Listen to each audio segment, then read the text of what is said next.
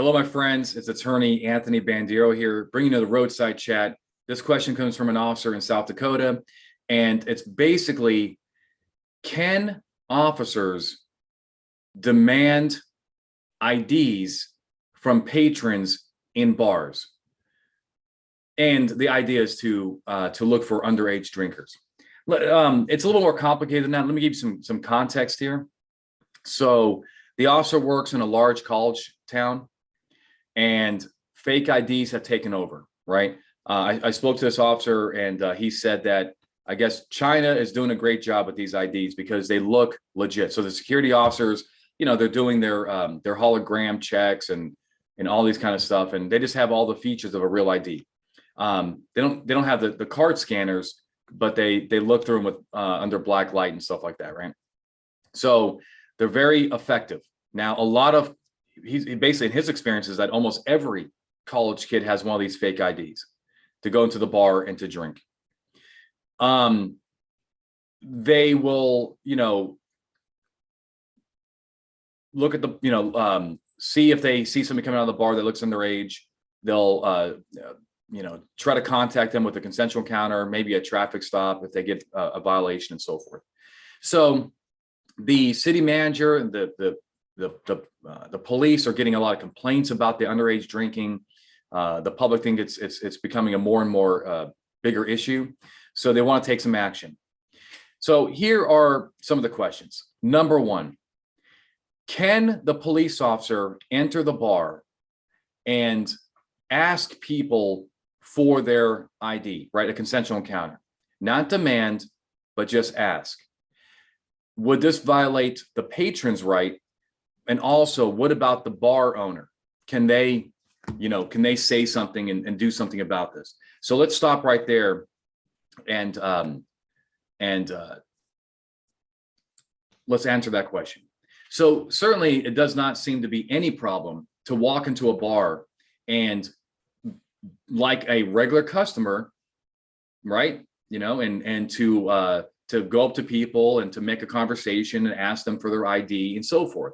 That would not implicate any constitutional issue. It would also not violate the bar owner's rights because there's no constitutional prohibition on law enforcement officers entering a business and checking things out. But I got a couple of things. Number one, what if the patron says no? Well, if the patron appears to be underage based off the officer's training and experience, then we can have a reasonable suspicion encounter, right? We have a Terry stop, and therefore you can demand ID. You can confirm or dispel your suspicions.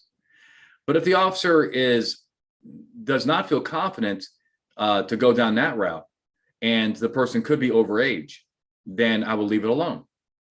What about the bar? Well, as a former law enforcement officer, I've done plenty of bar checks, right? Gone into bars, check out the situation, make sure that people are not being overserved, that, and so forth.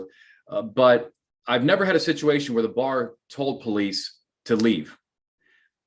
However, if you ask me what would happen if they did tell police to leave, I believe that police have to leave, right?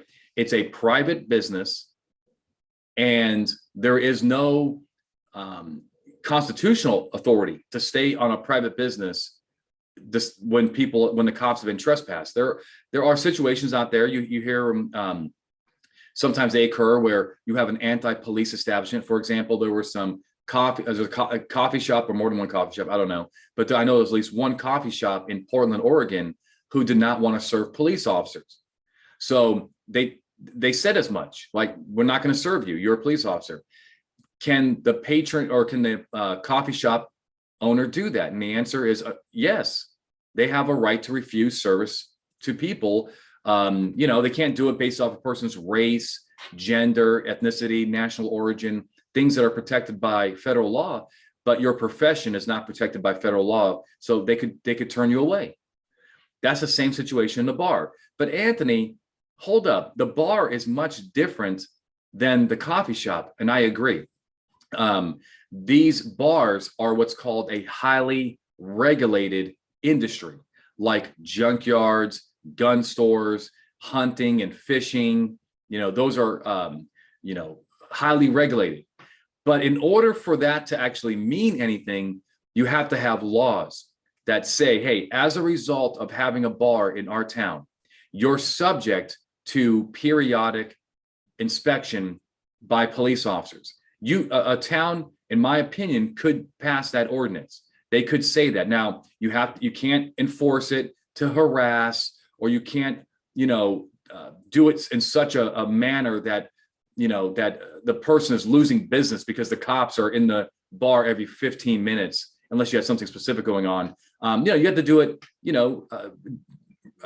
reasonably and so forth. But the key here is that you would have to have that law on the books first. So to give that business owner notice that as a recipient of a liquor license, that they could be subject to these routine inspections, right? That the cops can come in and take a look around. But if you don't have that law, then there is no notice, and it's not fair. You're not going to be able to overcome the person's objection to police being in the premises. So you're going to have to leave unless there is a crime occurring inside the bar. Like cops know that there's underage drinking going on in the bar, not know, but have probable cause or a reasonable suspicion. That might change the equation. But to do the inspections, you should have a law if the person is telling the police to leave. So there's that. Okay. So asking for ID, good. Staying in the bar, fine. Act like a normal customer. But if the bar owner says leave, in my opinion, you do have to leave unless you have something else going on or that law. Okay. So there's that. There was another question about conducting a traffic stop of a car leaving the downtown area, and with a traffic. Well, I originally thought the cop was asking, can we just do like random checks, right? And of course, this is not what they meant. What he meant like if we see a violation, can we, stop the car, see if we can find that fake ID. He says oftentimes they'll give them up, right? Then does that give us reasonable suspicion to go into the bar and start IDing people? And that's my final question. That's the final question I'm going to answer. And the answer is no, right? Not necessarily, not just based off of somebody having a fake ID. Can you now go into the bar, kick the lights on and say, all right, show me some IDs. I'm not sure this officer is not meaning to do this. I'm just kind of adding my own little, commentary in this. That will give you another reason to believe that the bar may be lax on ID laws and so forth, and maybe gives you an incentive to go into the bar and look for more underage drinkers, but it's not going to give you necessarily any authority to demand IDs from people without that particularized suspicion as to them. So we're back in the same boat as I originally started. All right. So look, great question. A lot of moving parts in this. Hopefully I move the conversation forward.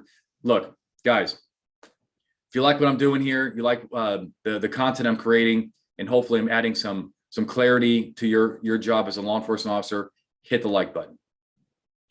Subscribe to the channel, please. That helps me and helps YouTube present these videos into more people similarly situated, like cops and so forth.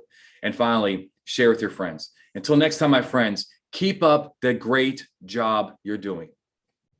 See you next time. When it comes to law enforcement training, we are the gold standard. Visit bluetogold.com or call 888-579-7796 to learn more about our training, books, and free webinars. Also, don't forget to like, subscribe, and share this channel.